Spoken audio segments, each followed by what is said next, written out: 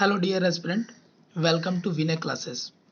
Agniveer army GD की इस series में हमने प्रॉफिट एंड लॉस और परसेंटेज चैप्टर कंप्लीट कर लिया है और आज के वीडियो में हम लोग साधारण ब्याज यानी सिंपल इंटरेस्ट को कंप्लीट करेंगे। तो चलिए सेशन को स्टार्ट करते हैं। तो इस सेशन में साधारण ब्याज से एक इम्पॉर्टेंट फॉर्मूला होता है जो हम लोग पढ़ते हैं, SI equals to P into R into T by 100। ये सबसे मोस्ट इंपॉर्टेंट फॉर्मूला होता है। SI का मतलब हो जाएगा साधारण ब्याज यानी सिंपल इंटरेस्ट, साधारण ब्याज। P को हम लोग बोलेंगे प्रिंसिपल यानी मूलधन, मूलधन यानी वो अमाउंट जो हम लोग किसी स्कीम में या ब्याज के तौर पे देंगे। R हो जाएगा दर यानी रेट, किस रेट पे हम लोग देंगे। एंड टी हो जाएगा टाइम यानी समय। ठीक, अब एक और टर्म होता है जिसको हम लोग बोलते हैं मिश्र धन। मिश्र धन इक्वल्स टू, मिश्र धन क्या होता है? मिश्र धन होता है मूलधन जोड़ ब्याज यानी P प्लस SI जो होगा वो हमारा अमाउंट कहलाता है। ये दो इंपॉर्टेंट फॉर्मूले हैं जो हम लोग यूज करेंगे इस चैप्टर में और ये चैप्टर कंप्लीट इन्हीं दो फॉर्मूले पे बेस्ड होता है। इसे नोट कर लेते हैं और चलिए हम लोग पहला क्वेश्चन करते हैं। ये रहा पहला क्वेश्चन, इसे बनाइए। चलिए, इस क्वेश्चन में बोल रहा है कि एक साधारण ब्याज कितनी प्रतिशत की दर पर 5 वर्ष में 750 रुपये से 900 रुपये हो जाएगा। मिश्रधन की बात कर रहे हैं यानी मूलधन हमारा जो है प्रिंसिपल अमाउंट है 750 और मिश्रधन जिसको हम लोग बोलेंगे अमाउंट, मिश्रधन है 900 रुपये। तो 750 जो है वो 900 बन जाएगा यानी ब्याज कितना हुआ होगा? साधारण ब्याज हुआ होगा 150 रुपये। फॉर्मूला यूज कर देंगे, 150 इक्वल्स टू मूलधन कितना है 750, दर क्या है निकालना है और समय दिया हुआ 5 वर्ष डिवाइड बाई 100। 0 से ये 0 कैंसिल होगा, 15 से ये 5 बार में और 5 से ये 20 बार में और फिर ये 5 से 4 बार में यानी R दर कितना हो जाएगा? दर हो जाएगा 4%। Option number 2। नेक्स्ट क्वेश्चन, ये क्वेश्चन है एक मिश्रधन अमाउंट का मूलधन का 350 हो जाता है जब दर 10% वार्षिक हो, तब समय क्या होगा? यानी कोई एक प्रिंसिपल अमाउंट है, मान लेते हैं वो 100 रुपया है। अब इसका वो अमाउंट जो होगा वो 300% हो जाएगा। 100 का 300% क्या होगा? 300 रुपया। यानी प्रिंसिपल 100, अमाउंट 300, ब्याज कितना हुआ होगा? ऐसा ही हुआ होगा 200 रुपये। हम फॉर्मूला लगा देंगे, 200 यानी साधारण ब्याज बराबर 200 इक्वल्स टू पी कितना है 100, R 10% है और समय निकालना है बाई 100। ये इससे कैंसिल हो जाएगा और ये इससे कैंसिल हो जाएगा। सो समय कितना हो जाएगा? समय हो जाएगा 20 ईयर्स, 20 साल। Option number 4। चलिए नेक्स्ट क्वेश्चन करते हैं हम लोग, इसे बनाइए। इन दिस क्वेश्चन क्या बोल रहा है? In how much time will a sum of 5250 amounts to 9070 at a rate of 11% per annum simple interest. मतलब 11% के दर के हिसाब से 5250 रुपये की राशि 9870 हो जा रही है। यानी प्रिंसिपल कितना है? प्रिंसिपल है 5250, अमाउंट है हमारा 9870।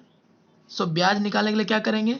SI इक्वल्स टू ब्याज हो जाएगा अमाउंट माइनस प्रिंसिपल 9870 माइनस 5250। अब ये वैल्यू अगर सब्ट्रैक्ट करेंगे तो कितना आ जाएगा? ये होगा 4620, 4620 रुपये। अब हम लोग फॉर्मूला लगा देंगे SI का कि SI इक्वल्स टू दिया हुआ 4620, प्रिंसिपल यानी P कितना है 5250, दर दिया हुआ 11%, समय निकालना है बाई 100। इसको इससे कट करेंगे, 11 से कट करेंगे, ये कितना जाएगा 42 बार में, 7 से 6 बार में, 7 से इसे कट करेंगे 75 बार में। अब 25 इसको काटेंगे, 25 या 75, 25 से 4 बार में, 3 से ये 2 बार में, यानी टी इक्वल टू हो जाएगा 4 इंटू 2, 8 ईयर्स। Option number 1। उम्मीद है समझ में आया होगा। चलिए नेक्स्ट क्वेश्चन करते हैं हम लोग। इसे बनाइए। इस क्वेश्चन में बोल रहा है 12,000 रुपये की राशि पर 15% वार्षिक दर से 3 वर्ष में साधारण ब्याज। तो डायरेक्ट हम लोग यूज करेंगे formula SI equals to P into R into T by 100। P का वैल्यू दिया हुआ 12,000, R का वैल्यू है 15 और समय दिया हुआ 3 वर्ष, डिवाइड बाई 100। 0 0 कैंसिल हो जाएगा। इसको गुना करेंगे 12 और 120 हो जाएगा हमारा 1800, और 3 से गुना कर देंगे तो पूरा ब्याज आ जाएगा 5400, 5400। Option number 3। चलिए नेक्स्ट क्वेश्चन करते हैं हम लोग। इसे बनाइए। क्वेश्चन है कि एक निश्चित धनराशि पर 1.5 यानी 1.5 वर्ष के अंत में साधारण ब्याज धनराशि का 3/10 हो जाता है। वार्षिक दर ज्ञात कीजिए। देखिए जो भी धनराशि होगी उसका 3/10 भाग जो होगा वो साधारण ब्याज होगा। तो धनराशि को यानी मूलधन को मान लेते हैं 10 रुपये। तो ब्याज कितना हो जाएगा, ऐसा ही हो जाएगा 3/10 गुने जो धनराशि है 10, यानी सिंपल ब्याज हो जाएगा 3। फॉर्मूला का यूज करेंगे, ब्याज है मेरा 3, धनराशि यानी मूलधन है मेरा 10, समय दिया हुआ 1.5 वर्ष और दर निकालना है रेट, डिवाइड बाई 100। ये पॉइंट हटेगा, नीचे एक 0 आ जाएगा, ये 0 कैंसिल हो जाएगा इससे। 3 से ये 5 बार में और 5 से ये 20 बार में, यानी दर हो जाएगा 20%। Option number 4। चलिए नेक्स्ट क्वेश्चन करते हैं हम लोग।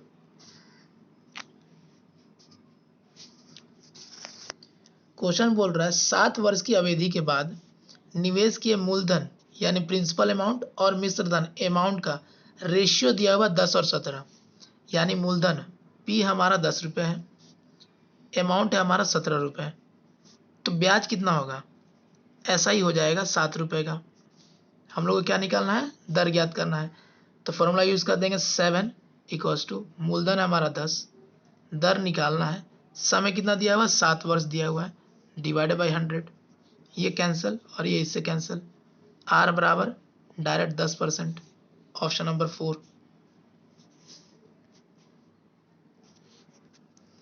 नेक्स्ट क्वेश्चन करते हैं हम लोग। इसे बनाइए।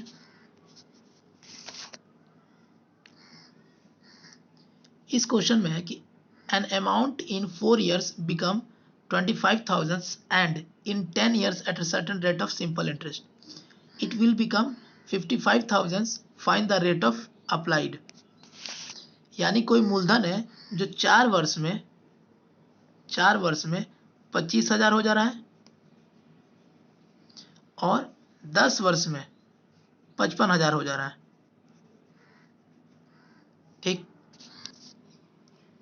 तो हमें निकालना है कि ब्याज की दर क्या होगी। देखिए अगर कोई मूलधन 4 साल में 25,000 हो जा रहा है और 10 साल में 55,000 हो जा रहा है, तो ये जो 6 साल का गैप आया इसमें कितना इंक्रीज हुआ होगा, ये 6 साल के गैप में इंक्रीज हुआ होगा 30,000। अब ब्याज क्या होता है, साधारण ब्याज का रूल होता है कि हर वर्ष ब्याज सेम लगता है। अगर 6 साल में 30,000 हुआ है तो 1 साल में कितना हुआ होगा, 5,000। 1 साल में 5,000 हुआ होगा। अगर 1 साल में 5,000 हुआ है तो यहाँ पर 4 साल में कितना लगा होगा, 4 साल में उससे लगा होगा ब्याज 20,000 रुपये। अगर ब्याज 20,000 रुपये है और फाइनली अमाउंट 25,000 हो जा रहा है तो मूलधन कितना होगा, तो मूलधन कितना हो जाएगा, मूलधन निकालने के लिए ब्याज कितना है, 25,000 में 20,000 माइनस कर देंगे तो ये हो जाएगा 5,000, यानी हमारा मूलधन कितना है 5,000। 1 साल का ब्याज कितना लग रहा है 5,000, यानी रेट क्या होगा, रेट डायरेक्ट हो जाएगा 100%। ठीक है, इसको फॉर्मूला वाइज भी कर लेंगे कि मूलधन है हमारा पास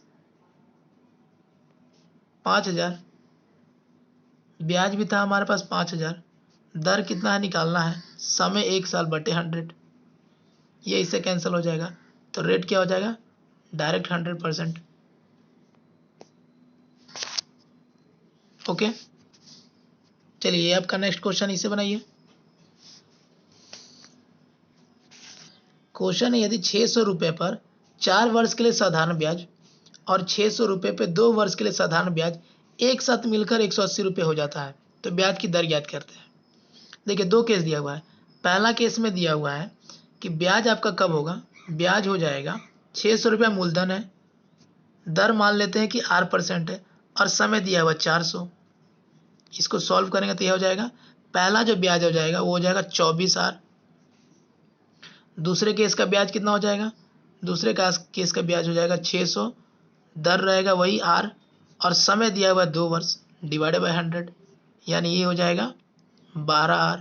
यानी टोटल ब्याज कितना हो जाएगा, टोटल SI हो जाएगा 24R प्लस 12R, ये हो जाएगा 36R। अब यही टोटल ब्याज जो 180 रुपये का इक्वल है, तो हम लोग बोल सकते हैं कि 36R जो है वो 180 के इक्वल है। ये 10 बार में, ये 2 बार में, 2 से इसको कट करेंगे 5 बार में, यानी R जो होगा वो हमारा 5% होगा। Option number 2। चलिए नेक्स्ट क्वेश्चन करते हैं हम लोग, इसे बनाइए। इस क्वेश्चन में बोल रहा, समय और दर बराबर होने पर 1000 रुपये का साधारण ब्याज 160 रुपये हो जाता है, तब वार्षिक दर ज्ञात करना है। यानी समय और रेट जो है वो इक्वल है, तो मान लेते हैं कि टाइम जो होगा हमारा वो x होगा और रेट जो होगा वो भी x% होगा।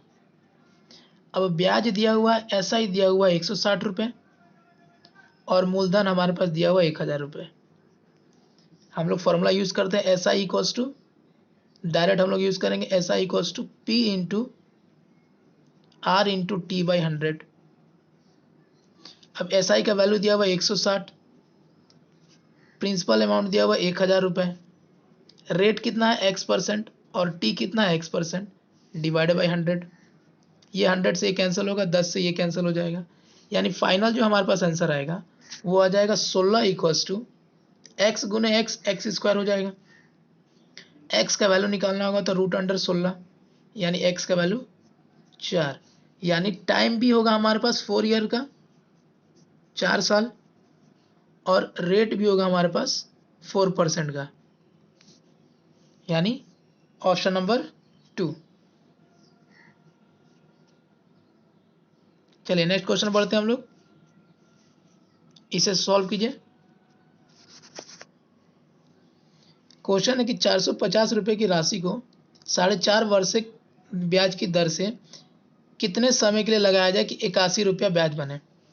यानी डायरेक्ट फॉर्मूला यूज़ करेंगे, ब्याज है हमारा 81, मूलधन है हमारे पास 450, रेट दिया हुआ 4.5, समय निकालना है T डिवाइड बाई 100। ये पॉइंट हटेगा, नीचे 0 आ जाएगा, ये 0 इससे कैंसिल हो जाएगा।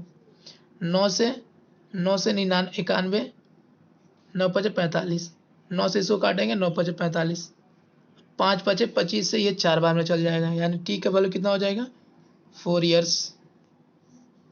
Option number 4। तो उम्मीद करते हैं सारे क्वेश्चन समझ में आया होगा। इन सारे क्वेश्चंस का प्रैक्टिस कीजिएगा, ये सारे questions exam point of view से इंपॉर्टेंट है और इसी कॉन्सेप्ट में क्वेश्चंस आएंगे। चलिए आज का सेशन हम लोग यहीं एंड करते हैं।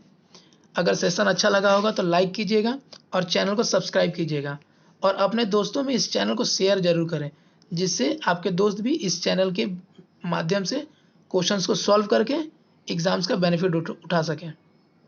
चलिए, थैंक यू।